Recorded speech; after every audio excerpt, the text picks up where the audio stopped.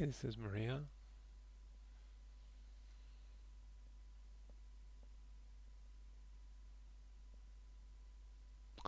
Yeah, really nice. Yeah, I really like the lighting. It really, I don't know, it's just a lot of attention to detail. It feels kind of real. I like how, for example, um,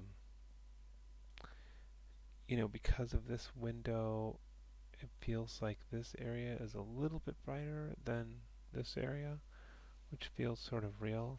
I like that there's the lamplight and it provides some contrast here. Um, I think that we might have to do something to kind of reduce that because it's a bit exaggerated the way that lamp is lighting his face. Plus, I don't think you'd get those hard shadows. And also, there's a hard shadow behind him, which is probably not so great. So we could look at that. And then I think I get, is this light from his phone? Or I guess we'll look in the my file. I mean, I like the idea of the phone emitting light, but when a phone's light is, at night, it can really light somebody. But when it's competing with like a daylight and a lamp, it's going to be really subtle. So, anyways, let's look at the my file and see if that's what is indeed lighting that. So yeah, I'm guessing this is supposed to be the phone light, and I'm just gonna.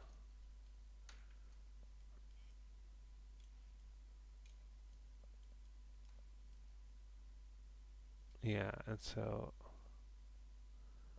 what I would say is let's really tone that down.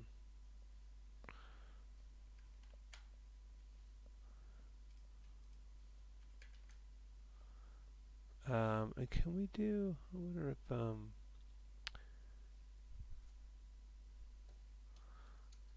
if the hardware render recognizes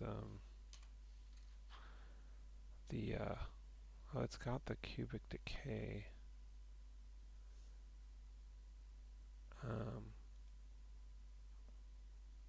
so oh, and that's why you need the high intensity, I guess, is because it's decaying so quickly as it gets further away. Well, I think that's working better, just lowering that intensity a lot. That seems to be, um, and then it doesn't really affect him otherwise. Yeah, you could. Looks like I would say turn the shadows off for this one. Oh, it's kind of frozen for a second. Let's let it come back. I didn't really see an immediate difference there. But there was some other funny shadows when we were watching your thing. I thought there was a big shadow behind him or something.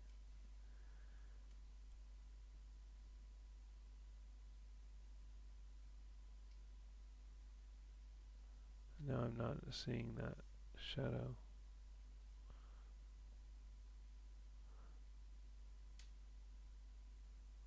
Or is that because shadows aren't turned on in here? Is that? What was yours video? I don't remember you having all those shadows on. Oh, maybe you did.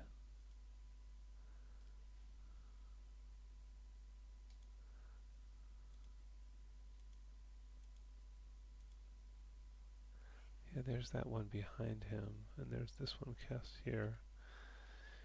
Um, oh yeah, okay, yeah, you do. So, I would say just turn some of the shadows off, and maybe a lot of them. Like I don't think you'd want this shadow here. So let's figure out. I don't know which light is which, but probably this one. Uh,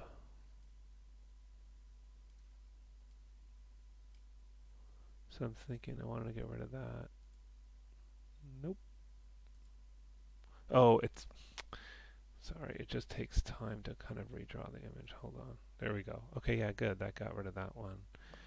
And whatever's doing this, I think we should get rid of. I mean, honestly, what I would probably do is turn them all off.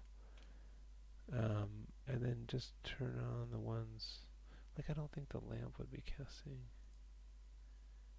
those big shadows.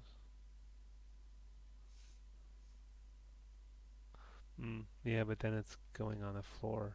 I mean, what you might want to do with this is do a point light instead.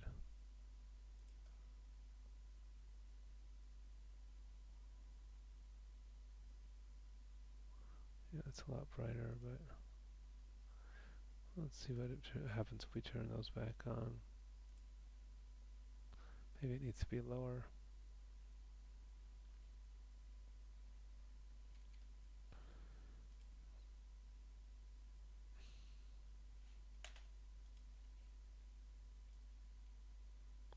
Yeah, that kind of works.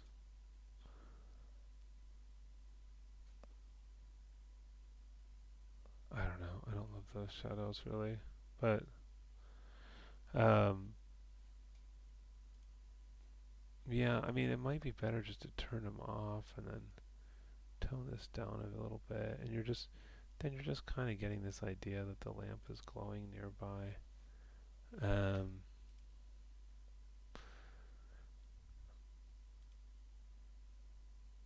Top light. Yeah, I mean, if the top light is just anyway, I just think you wouldn't see all these shadows. Backlight. Um, I mean, the window is one that maybe I would leave that on.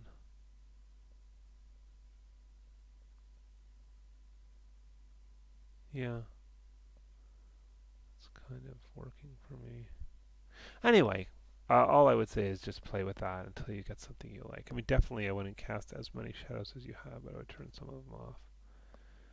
Kind of don't like what that's doing to his face, though, when his hand's in front of his face, you know? But it's sort of good how some of this stuff gets darkened in a more believable way. Um, Anyways, we'll be able to get softer, nicer shadows when we do an Arnold render, but it's good to get the gist of it when you're at this stage. I think the depth of field, that's a nice touch. Really, I think you've done a good job. There was one animation thing I was looking at, which is, I feel like, hmm,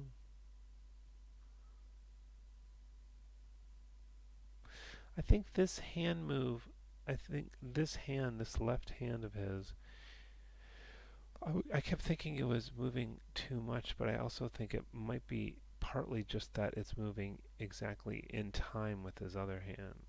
So maybe if like if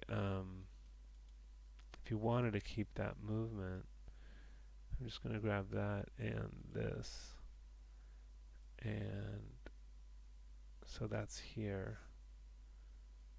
So maybe if we took both of these and moved these earlier,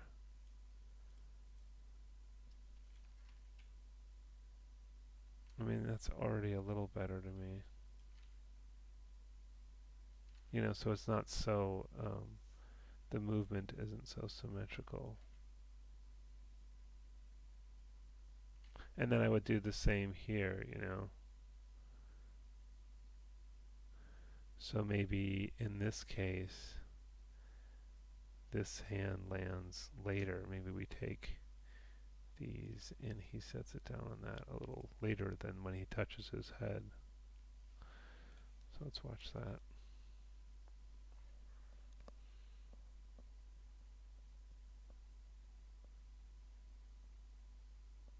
Anyway, you can play with it, but the point is it's looking weird how everything all lands on the same time, and that's the peril of doing pose by pose. But it's still, I would argue, the right way to start out. And so again here, maybe you wanna, maybe we'll move this earlier again.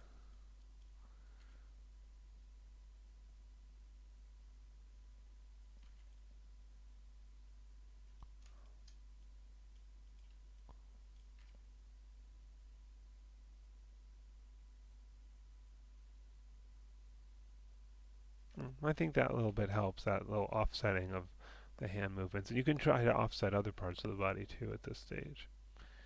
Um, but overall, you're doing a great job.